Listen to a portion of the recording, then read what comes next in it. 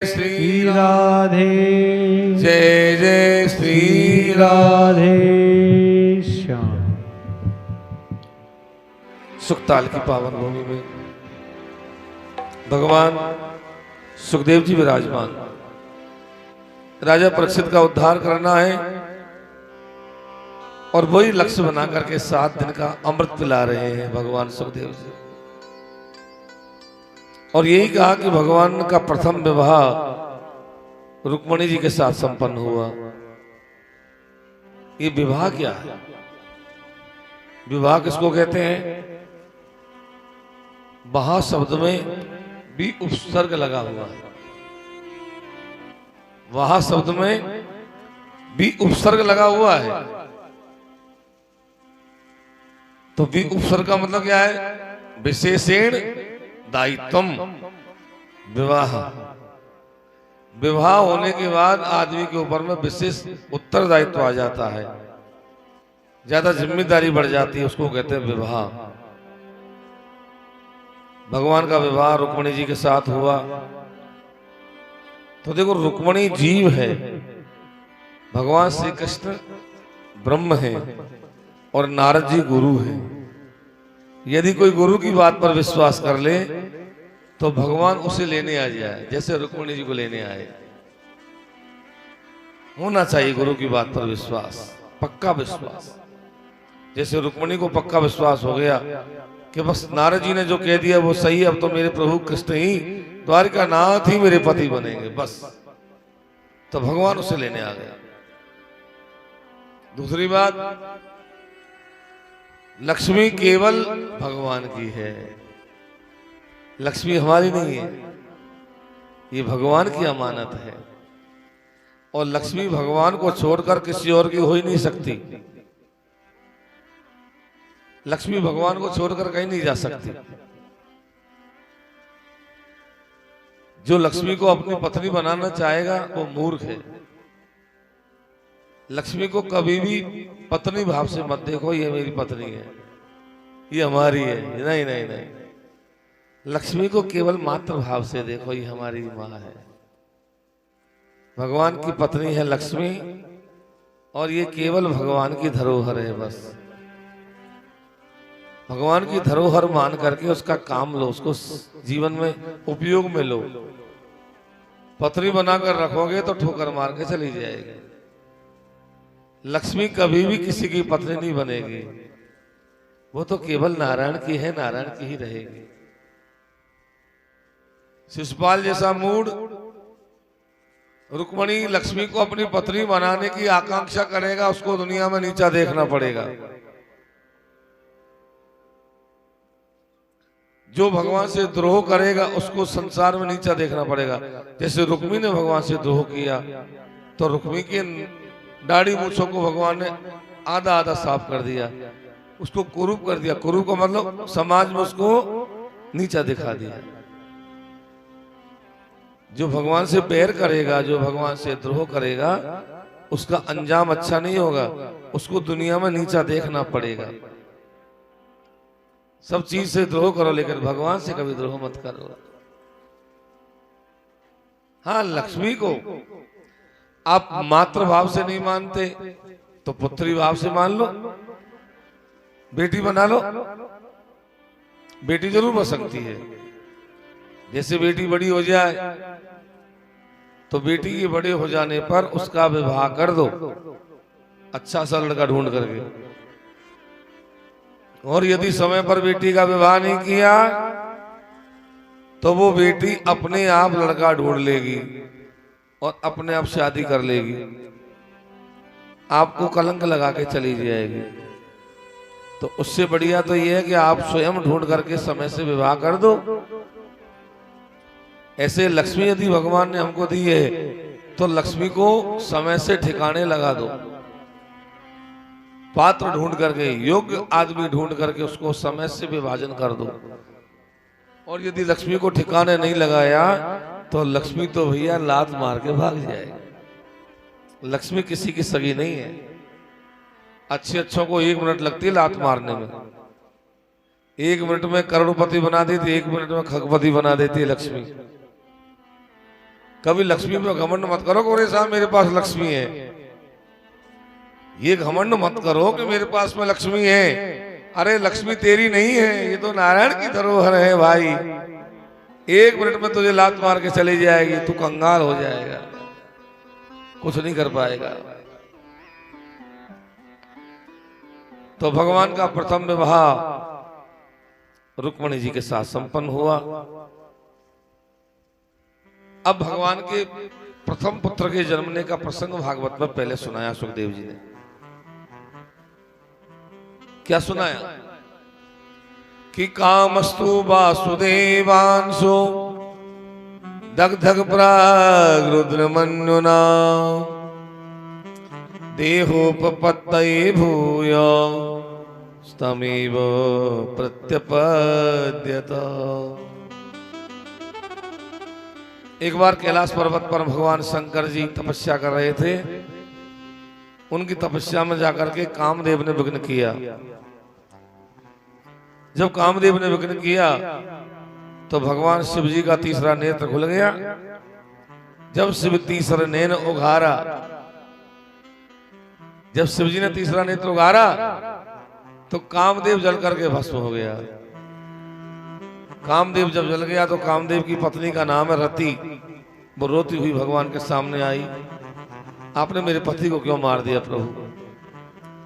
अब मुझे मेरा पति कब और कहां मिलेगा? तब भगवान शिव ने कहा कि देवी जी, बुरे का परिणाम तो बुराई होता है।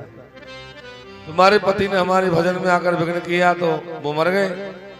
अब तुमको तुम्हारा पति तो मिलेगा, लेकिन बहुत समय लगेगा, अभी द्वापर युग में मिलेगा। बोले जब यदुवंश कृष्ण अवतारा, ओ जब यदुवंश कृष्ण अवतारा, जब यदुवंश कृष्ण अवतारा, जब यदुवंश कृष्ण अवतारा, हो रही हरण महामही भारा, हो रही हरण महामही भारा, हो यही हरण महामही भारा, हो यही हरण महामही भारा, कृष्ण तनय हो यही सुत तोरा, कृष्ण तनय हो यही सुत तोरा, कृष्ण तनय हो यही सुत तोरा, कृष्ण तनय हो यही सुत तोरा, वचन अन्यथा होई न मोरा, वचन अन्यथा होई न मोरा, वचन अन्यथा होई न मोरा, वचन अन्यथा होई न मोरा, कृष्ण तनय हो यही पति तोरा, कृष्ण तनय हो यही पति तोरा। भगवान शिव ने वरदान दिया कि रति, जब यदुवंश में भगवान श्री कृष्ण का द्वापर युग में अवतार होगा और भगवान का जब रुक्मणी जी से विवाह हो जाएगा तो रुक्मणी के गर्भ से तुम्हारा पति कामदेव जन्म लेगा और तुमको पहली बार संबरासुर के रसोई घर में वो मिलेगा। तब तक तुमको इंतजार करना होगा देवी। रति अपने पति के जन्म होने का इंतजार करने लगी। इधर भगवान का युद्ध एक बार एक राक्षस से हो गया जिसका नाम है संबरासुर। ये संबरासुर जब भगवान से लड़ने आया द्वारिका में तो भगवान ने संबरासुर के पुत्र मायासुर को मार दिया।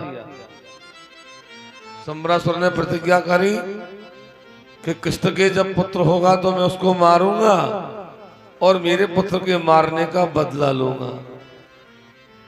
वो भी भगवान के पुत्र होने का इंतजार करने लगा।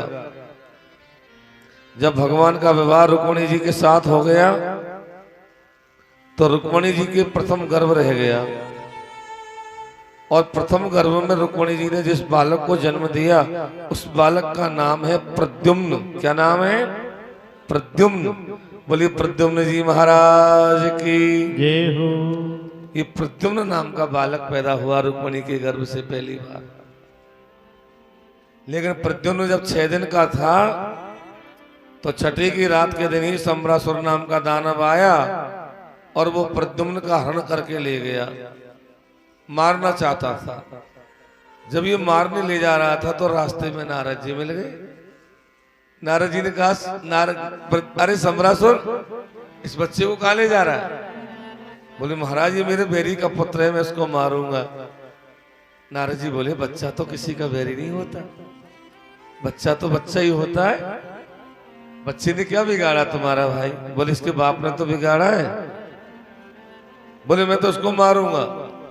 नारद जी ने कहा मारना ही चाहता तो एक काम कर, समुद्र में फेंक दे। नारद जी की बात को मान करके सम्रासुर ने भगवान के पुत्र को समुद्र में फेंक दिया। अब समुद्र में जब फेंक दिया तो एक मछली निकल गई। मछली को मछुआरों ने ले जाकर के सम्रासुर के रसोई घर में डाल दिया। अब सम्रासुर के रसोई घर में रसोई बनाने का काम तो रति महारानी करती है, जिनका नाम है मायावती। क्या नाम है? मायावती। अब वहां ने जब मछली को चीरा, बहुत सुंदर बालक बाहर आया। मायावती रति समझ गई कि ये मेरा पति कामदेव है, उसका पालन पोषण करने लग गई। अब ये बहुत सारी विद्याओं को जानती थी, मायावी विद्या, रसायन विद्या। उन विद्याओं के द्वारा रति ने प्रद्युम्न को जवान बना दिया। जब ये जवान हो गया तो रति उसकी तरफ गलत भाव से देखने लगी, कामुक भाव से। जब कामुक भाव से देखने लगी तो प्रद्युम्न जी बोले देवी जी आप कौन हैं?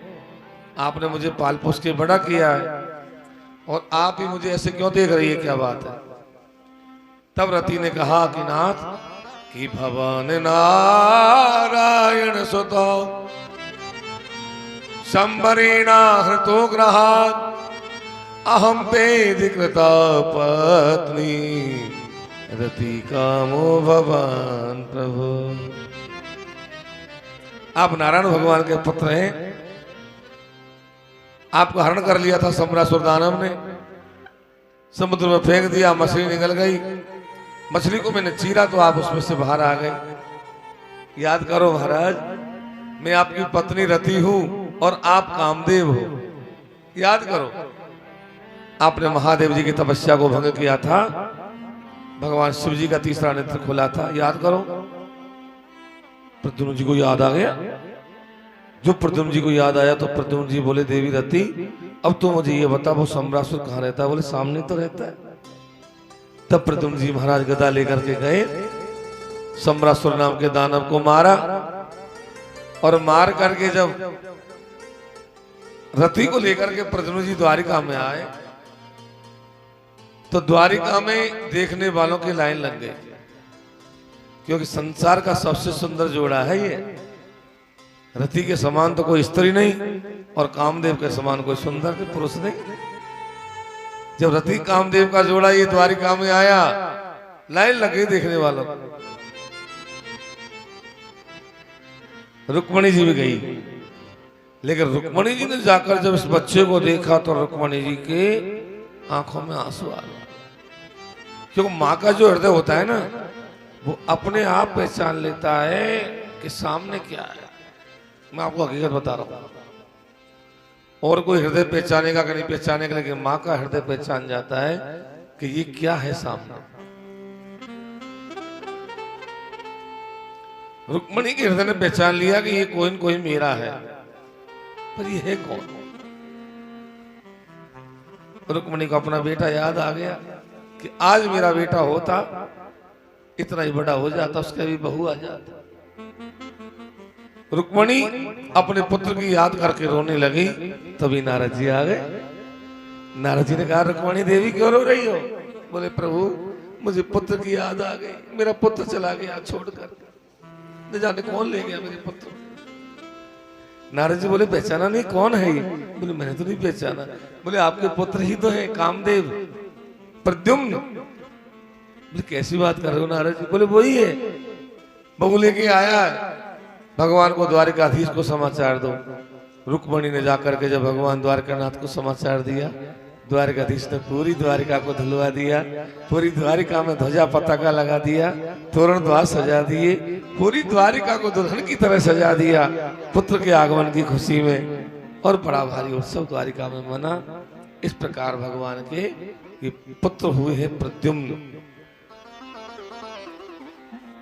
अब सुखदेव जी को याद आया कि अरे मैं बेटे के जन्म की कथा कहने लग गया, अभी तो भगवान के ब्याह ही बकाया।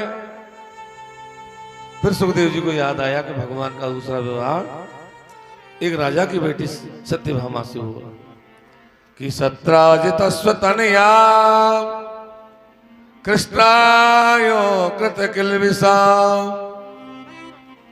शमंतकेन मणिना स्वयं उद्यम दत्तवान्। एक सतराज नाम का राजा था, उसकी बेटी सत्यभामा का विवाह भगवान के साथ में हुआ। राजा परीक्षित ने पूछा गुरुजी कैसे हुआ, जरा विस्तार से सुनाओ ना। तब सुखदेव जी सुनाने लगे, राजन द्वारिका के पास में एक राजा था, राजा का नाम था सत्राजित। क्या नाम था? सत्राजित। ये सत्राजित राजा सूर्य नारायण भगवान का परम भक्त था, बहुत भक्ति किया सूर्य नारायण की। तो सूर्य नारायण ने प्रसन्न होकर के राजा को एक मणि दी। उस मणि का नाम है शमंतक मणि। क्या नाम है? शमंतक मणि। ये मणि की क्या विशेषता थी कि राजा सत्राजित जब 8 घंटे भजन करता था तो 8 घंटे में 8 भार सोना देती थी। राजा जब 8 घंटे भजन करता था तो ये मणि राजा को 8 घंटे में 8 भार सोना देती थी। 8 भार का मतलब जानते हैं आप? नहीं जानते। ये महाराज हमको सुनार थोड़ी है जो जानेंगे, सुनार जाने ये बात हमको। बोले सुनार जाने, लेकिन भार के बारे में मैं बताता हूं। एक भार में 20 तोला सोना होता है। एक भार में 20 तोला सोना होता है, तो 8 भार में कितना हो गया? 160 तोला सोना। 160 तोला सोना ये मणि रोजाना देती थी। तभी तो हमारा भारतवर्ष सोने की चिड़िया था। कोई टाइम पे सोने की चिड़िया था भारत, क्योंकि ऐसी ऐसी मणियां थी हमारे भारत में। पारसमणि, पारसमणि के बारे में आपने सुना होगा। पारसमणि को जरा से लोहे के लगा दो तो सोना बना दे, वो भी थी भारत में। जब पारसमणि जैसी हो तो फिर सोने की कमी क्या रहेगी। अब ये राजा इस मणि को जब पहनता था तो सूर्य के समान प्रकाश देती थी। जहां ये मणि रहती वहां अकाल नहीं पड़ता, आदि व्याधि परेशान नहीं करती, ऐसी दिव्य मणि थी। एक बार सतराजित राजा इस मणि को गले में पहन करके द्वारिका में आया। द्वारिका वासियों ने भगवान से कहा कि नाथ ऐसा लग रहा है मानो सूर्य नारायण उतर करके आ रहे हो। भगवान ने कहा सूर्य नारायण नहीं आ रहे, सतराजित राजा आ रहा है। सतराजित राजा जब द्वारिका में आए तो सतराजित राजा से भगवान ने वो मणि मांगी कि राजन ये मणि तुम हमको दे दो तो हमारे काम ज्यादा आएगी, परोपकार के काम में आ जाएगी। राजा ने कहा क्यों दे दूं भाई, क्यों दे दूं, मैंने मेहनत करके प्राप्त करी है। राजा ने वो मणि भगवान को नहीं दिया और राजा अपने नगर में आ गया और नगर में आकर के राजा ने अपने भाई को वो मणि दे दी। भगवान को तो नहीं दिया लेकिन भाई को दे दिया। भाई का नाम है प्रसेन। वो प्रसेन एक बार मणि को गले में पहन करके शिकार खेलने जंगल में चला गया। जंगल में मिल गया एक शेर, शेर ने आकर के प्रसेन को मार दिया और वो शेर मणि को लेकर के आगे बढ़ गया। जब शेर मणि लेकर जा रहा था तो रास्ते में एक रीछ मिल गया। रीछ ने शेर को मार दिया और वो रीछ मणि को लेकर के गुफा के अंदर घुस गया और रीछ ने गुफा के अंदर ले जाकर मणि को अपनी बेटी को जाकर खेलने को दे दिया। मणि पहुंच गई कहा? गुफा के अंदर। और सतरायत राजा को बड़ा दुख हुआ कि मेरा भाई मर गया, क्यों भाई जैसी चीज दुनिया में दोबारा नहीं मिलती। भाई तो भाई होता है। भाई के मरने का मतलब है हाथ टूट जाना, भुजा टूट जाना। रावण जब मरने लगा तो रावण से पूछा कि भाई तुम्हारे मरने का कारण क्या? मीडिया वाले पूछते ना आपके मरने का कारण क्या है, बताइए बताइए आपके मरने का कारण। तो मीडिया वालों ने पूछा कि आपके मरने का कारण क्या है? तो रावण ने कहा मेरा भाई मुझे छोड़ के चला गया। राम का भाई उसके साथ था। मेरा भाई यदि मेरे साथ होता तो मुझे कोई हराने वाला नहीं था। सतरायत राजा को जब पता चला कि मेरा भाई मर गया, बहुत दुख हुआ। मन में विचार आया कि जब मैं द्वारिका गया था, भगवान ने मणि मांगी थी, मैंने मणि दी नहीं, हो सकता है द्वारकाधीश नहीं मेरे भाई को मरवा दिया हो। अब देखो मन में कोई बात आएगी तो वो किसी से कहेगा, और किसी से कहेगा तो वो बात पराई हो जाएगी। बिना विचारे कोई बात नहीं कहना चाहिए कि बिना विचारे जो करे सो पाछे पछताए, काम बिगाड़े आपनो और जग में होत हंसाए। बिना विचारे कोई काम कोई बात नहीं कहना चाहिए। अब राजा ने अपनी रानी से ये कह दिया कि देख रानी, तू कोई से कहे नहीं तो एक बात कह दूं। वो कह लिया, अरे राम मुझसे नहीं कहोगे तो कौन से कहोगे? बोले किसी से कहना मत। आपने यदि स्त्री को कोई बात कह दिया तो आपने गलती कर दिया, और बात कह करके आपने ये और कह दिया किसी से कहना मत, तो डबल गलती कर दिया। अब तो वो जरूर कहेगी, जब तक कहेगी नहीं जब तक उसको खाना नहीं पचेगा, कहना तो पड़ेगा ही। बोले अरे राम मेरे से कहो ना, मैं तो कौन से कहूंगी। बोले हमारा भाई प्रसेन मरता थोड़ी, हमारे भाई को तो द्वारकाधीश ने मरवाया। हाँ जी मुझे भी ऐसा ही लगता है। एक झाड़ू पोछा करने वाली नौकरानी आई, उससे बोली तू किसी से कह नहीं तो एक बात कह दो। बोले कहो, हमारे देवर मरते थोड़ी, द्वारकाधीश ने मरवाए हमारे देवर। हाँ बिल्कुल सही है। अब वो दूसरे घर में झाड़ू पोछा करने गई तो माँ बोली, अरे वो रानी जी कह रही थी कि मेरे देवर मरते थोड़ी, द्वारकाधीश ने मरवाए। मुझसे कह रही कोई से कहियो मत। हे राम मेरो कहाँ काम पड़े कोई से कहवे को?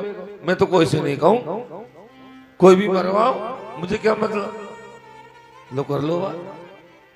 तो ये यकान से बाकान, बाकान से बाकान में होती हुई और ये द्वारकाधीश के पास में पहुंच गई। करने करने जपन जाना। भगवान ने सोचा मैंने मणि को देखा तक नहीं ढंग से, और मुझे मणि का कलंक लग गया। बिना खाई पी में जा रहे। भगवान ने गुरुजी को बुलाया, क्या बात है मुझे कलंक क्यों लग रहा है? बोले आपने कोई चौथ का चंद्रमा तो नहीं देख लिया? आपने गणेश चौथ का चंद्रमा तो नहीं देख लिया? जब गणेश चौथ का चंद्रमा देखते तभी ये होता है, बिना चोरी किए कलंक लग जाए। भगवान ने सोचा फिर तो भाई अब मुझे कलंक को धोना ही पड़ेगा। तो भगवान मणि की तलाश में गए, और भगवान जिस दिशा में प्रसेन गया था घोड़ा लेकर के, उस दिशा में भगवान गए। आगे गए तो घोड़ा मरा पड़ा है। शेर के पंजा देखते देखते भगवान आगे बढ़े। उसके बाद रीछ के पंजा देखते देखते गुफा के अंदर गए, और गुफा के अंदर जाकर के भगवान ने वो मणि को देखा, रीछ की बेटी के हाथ में उसको छीना, तो वो रोई और रीछ आ गया। रीछ भगवान पर टूट पड़ा। अब तो रीछ का भगवान का युद्ध हुआ। 27 दिन तक युद्ध हुआ। भगवान ने खूब मार लगाई रीछ की। अंत में रीछ की पीठ पर भगवान ने मुक्का मारा तो रीछ के मुंह से निकला, अरे राम। भगवान ने कहा राम कहने वाला कौन है? तो भाई बोले आप बताओ आप कौन हो? बोले मैं तो देवकी नंदन कृष्ण हूं। बोले हो ही नहीं सकता। बोले क्यों? बोले मुझे मेरा राम के अलावा दुनिया में हराने वाला कोई नहीं है। तू कौन है भाई? बोले मैं तो बहुत जामवंत रीछ। जामवंत हो तू? बोले हाँ। देखो ये जामवंत रीछ सतयुग में भी था, त्रेता में भी था और ये द्वापर में भी है। जब बलि को भगवान ने बांधा तो जामवंत रीछ ने अपने गले में ढोल बांध करके 7 परिक्रमा धरती पे लगा दी। त्रेता में तो था ही। जब रावण को मारकर भगवान आने लगे तो भगवान ने पूछा जामवंत जी आनंद आया कि नहीं आया? बोले आया। कुछ कमी तो नहीं रह गई? बोले कुछ कमी रह गई। बोले क्या? बोले मैंने आपकी भुजाओं का बल नहीं देखा। भगवान ने कहा जा आप मेरी भुजाओं का बल देखना चाहते हैं? बोले हाँ। तब भगवान ने कहा कि इस समय तो मैं मर्यादा पुरुषोत्तम हूं, द्वापर युग में जब मेरा कृष्ण अवतार होगा तब मैं तुमको भुजाओं का बल भी दिखाऊंगा। अब जामवंत ने कहा राम रूप में दर्शन कराओ। दर्शन राम रूप में दीने पैया लागो रे हरि। दर्शन राम रूप में दीने पैया लागो रे हरि। दर्शन राम रूप में दीने पैया लागो रे हरि। दर्शन राम रूप में दीने पैया लागो रे हरि। पैया लागो रे हरि, पैया लागो रे हरि। पैया लागो हे हरि, पैया लागो हे हरि। दर्शन राम रूप में दीने पैया लागो रे हरि। दर्शन राम रूप में दीने पैया लागो हे हरि।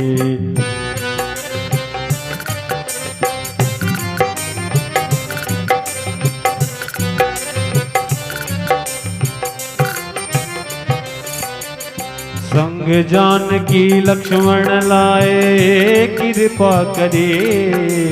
संग जानकी लक्ष्मण लाए कृपा करे। दर्शन राम रूप में दीने पैया लागो हे हरि। दर्शन राम रूप में दीने पैया लागो हे हरि। ओ भगवन तुमरे भगत नमाहि, में सुर नर मुनि में को नाही। भगवन तुमरे भगत नमाहि, सुर नर मुनि में कोई नाही। भगवन सारे देवन माही, भगत परायण तुम सा नाही। भगवन सारे देवन माही, भगत परायण तुम सा नाही। सिद्ध कर दिया तुमने भगत की भक्ति करी। सिद्ध कर दिया तुमने भगत की भक्ति करी। दर्शन राम रूप में दीने पैया लागो रे हरि। दर्शन राम रूप में दीने पैया लागो रे हरि।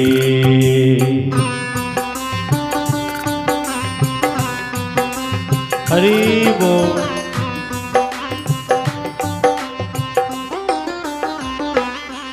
ओ राम रूप में श्याम समाए, लक्ष्मण बलदाऊ बन आए। राम रूप में श्याम समाए, लक्ष्मण बलदाऊ बन आए। श्याम रूप में राम समाए, बलदाऊ लक्ष्मण बन आए। श्याम रूप में राम समाए, बलदाऊ लक्ष्मण बन आए। ओ लक्ष्मी रूप रुक्मणी सीता मैया हमारी। लक्ष्मी रूप रुक्मणी सीता मैया हमारी। दर्शन राम रूप में दीने पैया लागो रे हरि।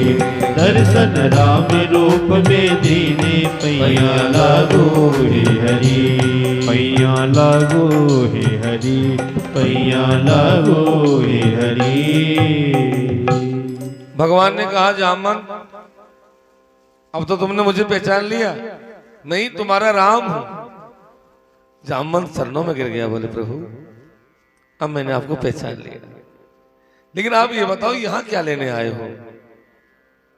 भगवान ने कहा जामवंत मुझे मणि का कलंक लग गया और मुझे ये मणि चाहिए भाई, चाहे कुछ भी हो जाए। जामवंत ने कहा प्रभु जी मणि तो मैं आपको दूंगा, पर केवल मणि नहीं दूंगा, मैं मेरी बेटी भी आपको दूंगा और मेरी बेटी के साथ डायजी में आपको मणि दूंगा। भगवान ने कहा मंजूर।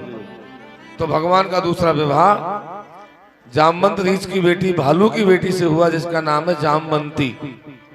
वो भालू की बेटी से भगवान ने विवाह किया और मणि भगवान को डायजी में मिल गई। जामवंती बहुत सुंदर थी, केवल मुंह पे बाल थे। स्कंद पुराण में लिखा है, एक बार रुक्मणी ने एकादशी का व्रत किया और कहा कि हे एकादशी मैया, तेरा पूरा पुण्य जामवंती को लग जाए और वो भी मेरे समान सुंदर हो जाए। कहते जामवंती भी रुक्मणी के समान सुंदर हो गई। जामवंती को लेकर भगवान द्वारिका में आए और ये मणि लाकर के भगवान ने सतराज राजा को दिया। लो ये मणि, झूठा कलंक लगा दिया तुमने। सतराज राजा बड़ा शर्मिंदा हुआ, विचार किया कि भगवान से हमारा बैर हो गया, अब क्या किया जाए, कैसे प्रेम हो। तो सतराज राजा ने अपनी बेटी, जिसका नाम है सत्यभामा, क्या नाम है, सत्यभामा, वो सत्यभामा का विवाह भगवान के साथ में कर दिया और ये मणि भगवान को डायजे में दे दी। भगवान ने कहा पिताजी, ससुर जी, आपका मणि पर बहुत ज्यादा प्रेम है, आप जियो जब तक अपने पास ही रख लो, बाद में मेरे पास ही आ जाएगी। भगवान मणि को छोड़ गए और पीछे से आकर कृतवर्मा, सद्धर्मा, अक्रूर जी ने आकर के और ये सत्राजित को मार दिया, मणि को ले गए। सद्धर्मा को भगवान ने मारा, मणि नहीं मिली। मणि मिली अक्रूर जी के पास, भगवान के काका जी के पास, और भगवान के 3 विवाह हो गए। अक्रूर जी से कह दिया भगवान ने, काका जी अब आपने मणि की चोरी करी है तो एक काम करो, आप 8 घंटे आप भजन करोगे और 8 घंटे में जो सोना निकलेगा 8 बार, वो सोना आप खजाने में जमा कराओ, यही आपको दंड है। एक बार भगवान अपनी बुआ के यहाँ गए, 12 महीने तक बुआ कुंती के यहाँ रुके। जब वापस आ रहे थे, अर्जुन साथ में था, तो मार्ग में जमुना जी पड़ी।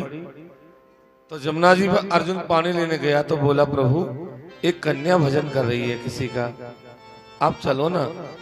भगवान ने आकर कन्या से पूछा, देवी जी आप किसका भजन कर रही है, क्यों कर रही है। तब वो लड़की बोली कि अहम देवस्य सवितुर दुहिता पतिमिच्छति विष्णु वरेण्यं वरद रण परम दारुणम। महाराज जी, मैं तो सूर्य नारायण की पुत्री हूं और जमुना कालिंदी मेरा नाम है। मैं भगवान विष्णु को पति बनाना चाहती हूँ। भगवान ने कहा, चिंता मत करे देवी, तू मुझे पति बनाना चाहती है तो मैं भी तैयार हूं। भगवान ने चौथा विवाह कालिंदी जी के साथ में किया, जमुना महारानी के साथ में किया भगवान ने चौथा विवाह। देखो जमुना जी ने, कालिंदी जी ने भगवान का जन्म से लेकर मरण तक साथ दिया। पता है आपको, जन्म हुआ गोकुल में तो गोकुल में जमुना जी, वृंदावन में आए तो जमुना जी, मथुरा में आए तो जमुना जी, और द्वारिका में गए तो जमुना जी पत्नी बनकर चली गई। जन्म से लेकर मरण तक साथ दिया जमुना महारानी ने, कालिंदी जी ने। एक उज्जैन का राजा है जिसका नाम है बिंदानुबिंद। वो बिंदानुबिंद राजा की बेटी मित्रविंदा का विवाह भगवान के साथ में हुआ। स्वयंवर में से भगवान जीत करके लाए। एक अयोध्या का राजा है नागनजित, उसकी बेटी का नाम है सत्या। इसने विवाह जब बेटी का किया तो 7 बैल खड़े कर दिए। 7 बैल मारने वाले थे। राजा ने कह दिया कि भाई जो 7 बैलों के नाथ फोड़ देगा उसी से बेटी का विवाह करूंगा। कोई भी नाथ नहीं फोड़ पाया। जब कोई भी नाथ नहीं फोड़ पाया तो भगवान ने 7 रूप बनाए और 7 बैलों के नाथ फोड़ दिया। बड़े आनंद के साथ में भगवान का सत्या से विवाह हुआ। सत्या का दूसरा नाम है नागनजिती। ये नागनजिति से भगवान का विवाह हो गया। ये भगवान का 6वां विवाह है। भगवान का 7वां विवाह भगवान की बुआ की बेटी से हुआ, जिसका नाम है भद्रा। क्या नाम है? भद्रा। महाराज भद्रा से क्यों हुआ? भगवान की बुआ की बेटी से ही हो गया। क्या बोले हो गया? पहले के जमाने में तो होते थे। अर्जुन भी तो बुआ का ही बेटा था, उससे सुभद्रा का विवाह कैसे हो गया? तो पहले के जमाने में ऐसे होते थे, मामा बुआ के बेटा बेटियों के विवाह। तो 7वां विवाह भद्रा के साथ हुआ और 8वां भगवान का विवाह मध्य देश की राजा की बेटी थी लक्ष्मणा। कहां की कन्या थी ये? मद्रास की कन्या थी, चेन्नई की कन्या थी मद्रास की, जिसका नाम था लक्ष्मणा। उसके साथ भगवान का 8वां विवाह हुआ। ये 8 भगवान की पटरानियां हैं। क्या पटरानियां? ये पटरानियां कौन है? ये तो आप जानते हैं 8 पटरानी भगवान के, पर अध्यात्म भाव से देखोगे पटरानी कौन है? भागवत जी के अध्यात्म भाव को भी तो मैं बताता आ रहा हूं आपको। अध्यात्म भाव में अष्टपटरानी कौन है? इधर देखो, अध्यात्म भाव से भागवत जी को देखो तो 8 पटरानियां 8 प्रकृति है। प्रकृति कौन सी? पृथ्वी अपि अनलो वायु खम मनो बुद्धि ने बचाओ अहंकार इति मम्मे भिन्ना प्रकृति अष्टधा। गीता जी में 8वें अध्याय में जो प्रकृति बताई है भगवान ने अर्जुन को, वो प्रकृति पृथ्वी, जल, तेज, वायु, आकाश, मन, बुद्धि और अहंकार, ये 8 प्रकृति ही 8 पटरानी है भगवान की। नहीं समझे आप? अरे भाई, भगवान प्रकृति के बंधे नहीं है, बल्कि प्रकृति भगवान के बंधी हुई है। भगवान जैसे चाहते हैं वैसे प्रकृति चलती है, प्रकृति चाहती है जैसे भगवान नहीं चलते। 8 भगवान की पटरानियां हैं और 16,100 ये तो भौमासुर की जेल में से भगवान जीत करके लाए। बोले कैसे लाए महाराज, ये भी बताओ। बोले एक बात बताऊं आपको, भगवान की सारी रानी पटरानियों में सबसे तेज रानी थी सत्यभामा। बड़े बाप की बेटी थी साहब। रोजाना 160 तोला सोना उगलती थी मणि। अब बड़े बाप की बेटी तो दिखाएगी जल में। तो एक दिन क्या हुआ कि नारद जी द्वारिका में आए और नारद जी एक कल्पवृक्ष का पुष्प लेकर के आए और वो पुष्प ला करके नारद जी ने भगवान द्वारकानाथ के चरणों में चढ़ा दिया। भगवान ने वो फूल को रुक्मणी को दे दिया। भगवान ने वो फूल को रुक्मणी को दे दिया। अब रुक्मणी को दे दिया तो नारद जी को कहां पसने वाली वो बात। नारद जी वहां से निकले और सत्यभामा के महल में पहुंच गए। सत्यभामा के नारद जी कैसे आए? बोले क्या है सत्यभामा, आज मैं एक बहुत बढ़िया कल्पवृक्ष का फूल लाया था, भगवान के चरणों में चढ़ाया था। मैंने सोचा ये फूल भगवान सत्यभामा को देंगे, पर सत्यभामा को तो दिया नहीं, भगवान ने तो रुक्मणी को दे दिया। देख सत्यभामा चाहे कुछ भी कहे, मुझे तो बुरा लगा, तुझे देना चाहिए था। अब ये कह करके नारद जी तो चले गए और आग लगा दी। अब आग लगी तो ऐसी लगी महाराज के सत्यभामा ने भोजन पानी छोड़ दिया। बोले भोजन पानी नहीं करूं अब तो। बोले क्यों? बोले तुमने बा को फूल दियो तो क्यों दियो? अब मोक पूरा पेड़ सही है, अब मोक पूरा पेड़ सही है कल्पवृक्ष को। तुमने बा को यदि फूल लाके दियो रुक्मणी को, तो सत्यभामा भगवान से कह रही है कि मोक पूरा पेड़ सही है, जड़ सहित पेड़ सही है। भगवान सोचे ही भगवान ये खूब आफत हुई, नारद जी खां को फूल लाए तो मेरे जी को टेंशन कर दी नारद जी ने। भगवान सोचे जाना पड़ेगा भाई, नहीं तो ये तो टेंशन मिटेगी नहीं। तो भगवान ने कहा चल मेरे साथ स्वर्ग में चलना पड़ेगा, वहां कल्पवृक्ष को फूल तो पेड़ तो वहीं है। बोले चलो। तब भगवान सत्यभामा को साथ में लेकर के गरुड़ पर विराजमान होकर के स्वर्ग में गए और स्वर्ग में जाकर के इंद्र से कहा कि इंद्र हमको थोड़ा आपके नंदन कानन वन में से एक कल्पवृक्ष चाहिए। इंद्र ने तो हाँ भर लिया, लेकिन इंद्राणी ने आंख से इशारा कर दिया, बोले मना कर दो, मना कर दो। इंद्राणी ने मना कर दिया तो इंद्र बाद में कहने लगा महाराज एक बात कहूं। बोले कहो। और आपकी जैसे जो ले जाओ, लेकिन ये तो नहीं दूंगा। बोले अभी अभी तो तूने हाँ भरी, अभी अभी तू मना कैसे कर रहा है भाई? बोले मुझे ध्यान नहीं था साहब, अब मुझे ध्यान आ गया कि मेरी पत्नी इंद्राणी रोजाना इसमें से फूल लगाती है माथे में। आप मेरे प्राण ले लो लेकिन इसको मत ले जाओ। भगवान ने कहा इंद्र, हमको कोई चीज जच जाती है उसको छोड़ते नहीं है, हम ले जाते हैं, अब मैं लेके जाऊंगा। बोले आप लेके जाओगे तो मेरे से युद्ध करना पड़ेगा। बोले तैयार। तब भगवान का इंद्र का युद्ध हुआ और इंद्र को परास्त किया भगवान ने, और परास्त करके जड़ के सहित कर उसको भगवान ने उखाड़ दिया। और उखाड़ करके और गरुड़ पर बैठ करके सत्यभामा के साथ भगवान जब द्वारिका में आ रहे थे तो रास्ते में एक राक्षस मिल गया जिसका नाम है भौमासुर। क्या नाम है? जोर से बोलो जरा। भौमासुर नाम का राक्षस मिल गया। भगवान से गाली गलौज करने लगा। भगवान ने कहा इसका इलाज बाद में करेंगे। सत्यभामा ने कहा प्रभु आपसे गाली बक रहा है, आप इसको मारो। भगवान ने कहा मार देंगे। अब इसमें राज की बात यह है कि भौमासुर पृथ्वी का पुत्र है। जब पृथ्वी का भगवान ने उद्धार किया 12 भगवान ने, तो पृथ्वी ने भगवान से वचन ले लिया था कि जब तक मैं नहीं कह दूं तब तक कोई भी मेरे पुत्र को नहीं मारे। अब सत्यभामा का जो अवतार है वो पृथ्वी का ही तो अवतार है। अब सत्यभामा ने कहते इसको मारो मारो। अब भगवान सोच लिया अब मारने में कोई परेशानी नहीं। एक कलरस को लाकर के भगवान ने सत्यभामा के महल में लगा दिया। अब देखो इधर देखो, पेड़ तो लगा दिया सत्यभामा के महल में और छाया जारी रुक्मणी के महल में। इस तरह से पेड़ को लगाया भगवान ने कि पेड़ तो लग रहा है सत्यभामा के महल में, छाया जारी रुक्मणी के महल में। प्रेम से बोलो श्री राधे। यही तो लीला है प्रभु की। फिर भगवान कर वृक्ष लगाने के बाद फिर भौमासुर के नगर में गए और भौमासुर के नगर के द्वारों को भगवान ने तोड़ा। अनेक द्वारों को तोड़ने के बाद या के दरवाजे पर एक मुर नाम का राक्षस रहता था, 5 मुख वाला।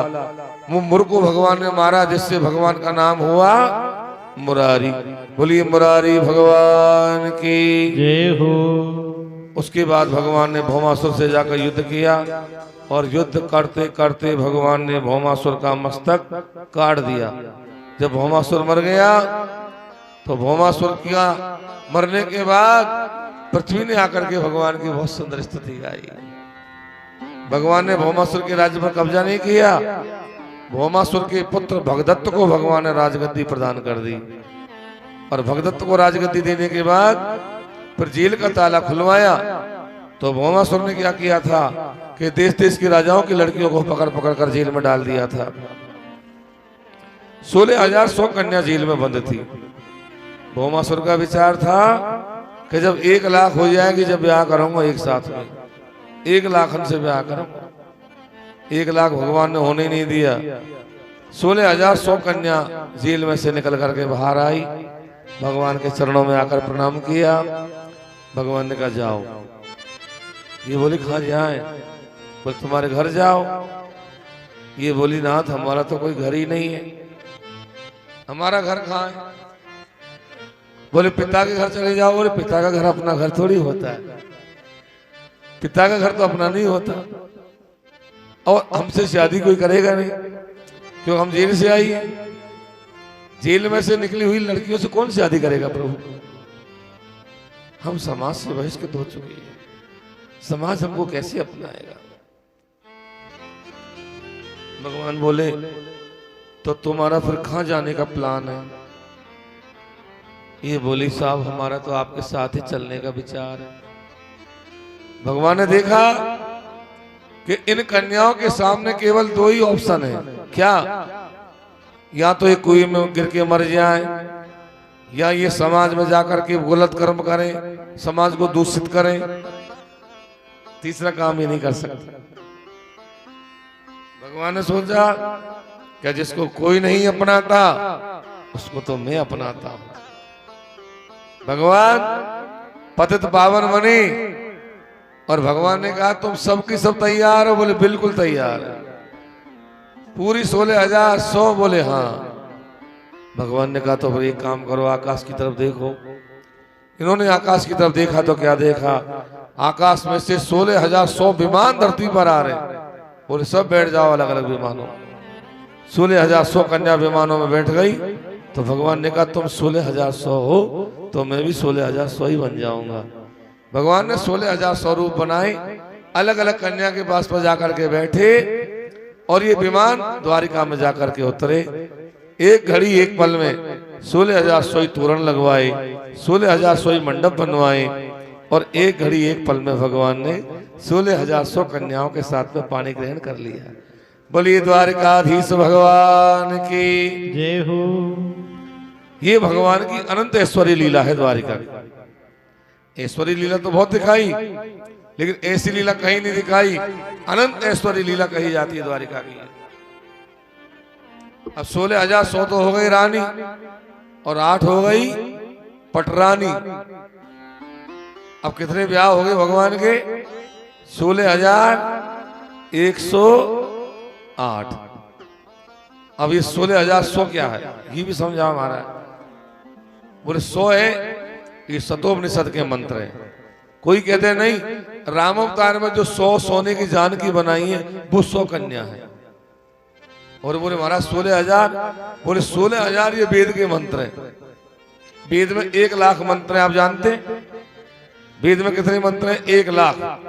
1 लाख में 80,000 तो कर्मकांड के हैं और 16,000 उपासना कांड के हैं और 4,000 अन्य हैं। तो ये 16,000 जो उपासना कांड के मंत्र हैं वो आकर के 16,000 रानी बने हैं। उपासना, उपासना का मतलब क्या होता है? भगवान के पास में जाना ही उपासना है। उपासना 16,108 ब्याह भगवान के हो गए। अब तो भगवान बड़े आनंद के साथ में रहते हैं। बहुत आनंद आया।